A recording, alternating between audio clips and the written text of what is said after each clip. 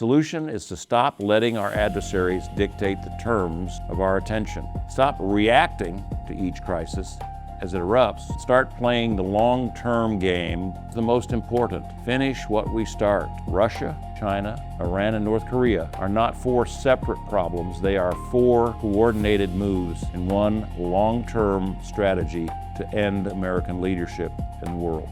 We have faced this kind of challenge before, and we won. I want you to imagine a chessboard. Four pieces on the other side of the board from you, all moving in the same direction, all coordinating with each other, all serving the same long-term objective, to end American leadership in the world. Russia, China, Iran, and North Korea. Foreign policy analysts call them the CRINC axis. Others call them the axis of upheaval. Whatever you call them, here is what the numbers show. Since 2022, documented acts of military cooperation between these four nations have increased nearly 4 times. North Korea sent 15,000 troops to fight alongside Russians in Ukraine. Iran shipped over 3,700 attack drones to Moscow, used directly against Ukrainian citizens and civilian infrastructure. China quietly moved over $300 million in dual-use military components to keep Russia's war machine running. This is not four countries doing their own thing in their own corners of the world. This is a coordinated strategy, and if we keep treating these as four separate problems, we will keep losing ground on all four fronts simultaneously. Today, I'm going to show you the whole board, why every move connects to every other move, and what the winning strategy actually looks like. Welcome, Patriots, to Common Sense for America. I'm Bruce Rutherford, your host and commentator, coming to you from the beautiful Westwood Golf Club in Houston, Texas. This is episode 2 of our 4-part series. Last week, we talked about why the isolationist instinct, as understandable as it is, no longer protects American interests. Today, we zoom out and see exactly what we're dealing with. Now, if you're watching on YouTube, please like this video and subscribe. If you're listening to one of our podcasts, please subscribe and leave us a rating. Now, let's go ahead and get into it.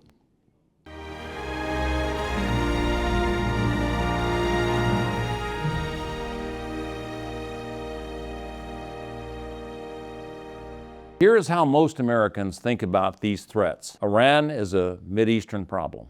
Ukraine is a European problem. Taiwan is an Asian problem. North Korea is its own strange, isolated problem. Most Americans would deal with each one separately, on its own terms, when it demands attention. That is exactly how our adversaries want us to think. Because as long as we see four separate problems, we will never see the one strategy behind all four of them. I want to be fair to the people who say we cannot be everywhere at once. They're right. They're right that we cannot fight 4 wars simultaneously. They are right that we need to prioritize. But here's what they're missing. These are not 4 wars. They are 4 moves in the same global chess game. And the player making those moves has a 30-year timeline, while we are focused on the next election cycle. Ronald Reagan faced a version of this problem in 1980. The Soviet Union invaded Afghanistan with 100,000 troops. The instinct in Washington was to stay out of it. It's too expensive, it's too risky, it's not our fight. Reagan saw the board differently. He did not send American troops. He sent weapons, intelligence, and $30 million in the first year through an operation he called Cyclone. Eventually, he grew that support to $630 million annually. Afghan fighters started downing Soviet helicopters with Stinger missiles we supplied. Soviet casualties reached 14,000 killed and 50,000 wounded. Their economy bled out, trying to sustain an unwinnable occupation. In February 1989, Soviet forces withdrew. 2 years later, the Soviet Union collapsed.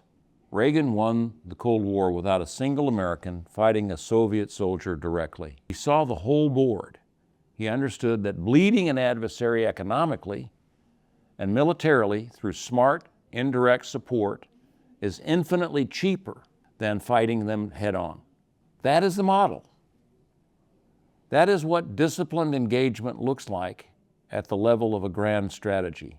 Now, I want to be honest about something Reagan himself admitted. Some of those Afghan fighters later became the Taliban and Al-Qaeda. That is a fact. It happened because we walked away after the Soviets left and did not finish the job. We handed a power vacuum to something worse. We will come back to that lesson in episode 3 because it's directly relevant to what we must not do in Iran. Now, let me show you exactly how these 4 players are working together right now, because the connections are more specific. They're more specific than most people realize. Iran provides the drones Russia uses against Ukraine and shares the production technology with North Korea. China provides the economic lifeline, buying over 80% of Iranian oil at heavily discounted prices. That oil funds the entire Iranian military machine, including every proxy army from Lebanon to Yemen. North Korea provides ammunition, an estimated 2.5 million artillery rounds sent to Russia in exchange for advanced weapons technology, cash, and according to some reports, nuclear submarine technology. In January 2025, Russia and Iran signed a 20-year strategic cooperation treaty. These are not casual relationships. This is a structured alliance with interlocking dependencies. Now let me show you each player individually, because they are not equal, and they do not all pose the same kind of threat. Now, Russia is the most immediately dangerous threat, but they are the weakest long-term player on the board. Russia's entire economy is smaller than the state of Texas. Their military has suffered catastrophic losses in Ukraine, over 1 million casualties by most estimates. They are entirely dependent on Iran for drones, and North Korea for ammunition for their artillery. Without those 2 suppliers, their war effort becomes dramatically harder to sustain. Russia is not the king on the global chessboard. Russia is a piece being used by someone else. China is the king. China has a 30-year strategic timeline. They are patient, methodical, and they have one irreversible trigger point. That's Taiwan. Every serious defense analyst looking at this honestly will tell you the same thing. If America loses credibility simultaneously in the Mideast and in Europe, China will read that as a green light on Taiwan. And Taiwan is not just a democracy of 23 million people who deserve their freedom, though they absolutely do deserve that freedom. Taiwan produces over 90% of the world's most advanced semiconductors. Chips in your phone, the chips in your car, chips running our military systems. A Chinese takeover of Taiwan does not just change the flag on an island. It gives China a stranglehold on the global economy overnight. Now, I know that some of you are thinking, Bruce, we still cannot be everywhere. We cannot fight everyone. And you're correct about that. But here is the strategic reality that changes the math entirely. We do not have to fight everyone. We just have to make the cost of aggression higher than the reward. Reagan proved that. 14,000 Soviet soldiers died in Afghanistan, not one single American. We killed their economy from a distance with a fraction of what direct confrontation would have cost us. The same logic applies today. We have provided approximately $175 billion to Ukraine since 2023. I mean, that sounds enormous until you understand what it bought. Russia has suffered over 1 million casualties. Their military equipment losses are staggering. Their economy is under severe strain. We have accomplished all of that without spending a single American life doing it. That is the best return on a defense investment in modern history. Here is something else worth understanding about the board. Congress, not just the executive branch, carries constitutional responsibility for how we engage the power to initiate war. That power belongs ultimately to Congress. James Madison put it plainly, When one person alone can take a nation to war, the republic is already in danger. Whatever strategy we pursue against this axis of evil needs proper constitutional grounding, not just executive action. That is not a partisan point. That is a founding principle that protects all of us, regardless of who is in the White House. Thomas Paine understood this kind of interconnected challenge. He wrote that the cause of liberty is the cause of all mankind, not just American liberty, not just the liberty of our closest allies. Because when authoritarian powers succeed in one corner of the world, they do not stay in that corner.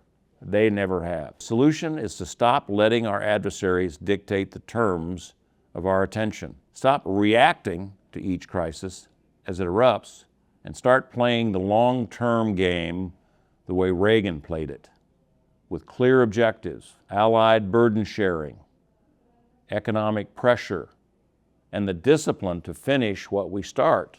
The last part is the most important. Finish what we start. The single most dangerous thing America can do right now is to stay on the sidelines and not get involved. We must get involved and not walk away before the job is done. We did that in Afghanistan in the 1980s. We handed that nation to the Taliban. We cannot afford to make that a mistake again. In coming episodes, I will show you how we defeat each piece on the global chessboard. So here's what I want you to remember. Russia, China, Iran, and North Korea are not four separate problems. They are four coordinated moves in one long-term strategy to end American leadership in the world. The good news, we have faced this kind of challenge before, and we won. Not by retreating, not by charging in recklessly, but by being smarter than our adversaries and having the discipline to see the whole board. Tell me in our comments section, do you see the connections in the same way I do, or do you think I'm overreacting?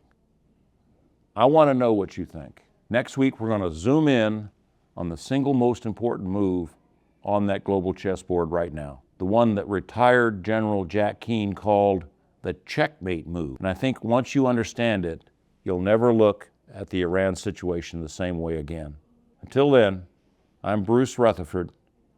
May God bless you and yours, and God bless America.